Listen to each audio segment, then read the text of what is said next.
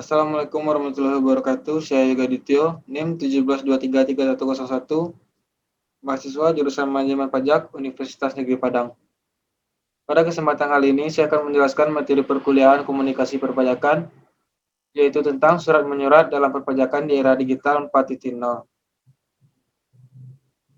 Kali ini ada 3 poin pembahasan yang akan saya jelaskan, yaitu 1. Pengertian dan unsur-unsur surat. 2. Surat menyurat dalam perpajakan. 3. Contoh surat dalam perpajakan. Pengertian dan unsur-unsur surat. Surat adalah alat komunikasi yang mempergunakan bahasa tulisan di atas lembar kertas yang sangat erat hubungannya dengan kehidupan manusia. Subagio, tahun 1997. Surat menurut Spinoza tahun 2010 adalah informasi tertulis yang dapat dipergunakan sebagai alat komunikasi tulis yang dibuat dengan persyaratan tertentu. Jadi, surat adalah sebuah alat untuk berkomunikasi secara tertulis dengan menggunakan aturan dan kaidah tertentu sesuai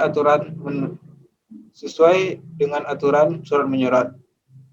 Surat terdiri dari beberapa bagian, yaitu 1. Kepala surat, 2. Nama, tempat, dan tanggal, 3. Nomor, 4. Lampiran, 5. Hal atau perihal, 6. Alamat, 7. Salam pembuka, 8. Isi, 9. Salam penutup, 10. Tembusan. Nanang, tahun 2003. Surat menyurat dalam perpajakan.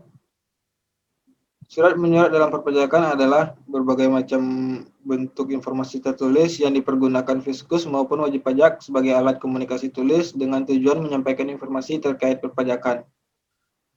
Surat dalam perpajakan memiliki beberapa fungsi, yaitu A. Sebagai alat komunikasi tulis, B. Sebagai tanda bukti tertulis, C. Sebagai alat pengingat, D. Sebagai pedoman untuk bertindak, E. Sebagai keterangan keamanan, F. Sebagai duta atau wakil organisasi, G. Sebagai dokumentasi histori dari suatu kegiatan. Contoh surat dalam perpajakan. 1. Surat pemberitahuan pajak. Surat pemberitahuan atau SPT adalah surat yang oleh wajib pajak atau WP digunakan untuk melaporkan penghitungan dan pembayaran pajak yang terutang menurut ketentuan peraturan perundang-undangan perpajakan. Ada 2 jenis SPT, antara lain SPT masa dan SPT tahunan. 2. Surat tagihan pajak. Surat tagihan pajak adalah surat untuk melakukan tagihan pajak dan atau sanksi administrasi berupa denda dan atau bunga. Surat tagihan pajak memiliki fungsi sebagai koreksi atas jumlah pajak yang terutang menurut SPT wajib pajak, sarana untuk mengenakan sanksi berupa bunga dan atau denda, dan sebagai sarana untuk menagih pajak. 3. Surat ketetapan pajak. Surat ketetapan pajak adalah surat ketetapan yang meliputi surat ketetapan pajak kurang bayar atau surat ketetapan kurang bayar tambahan, atau surat ketetapan pajak lebih bayar atau surat ketetapan pajak nihil. Berikut adalah daftar dan sumber referensi yang saya gunakan dalam menjelaskan materi perkuliahan kali ini.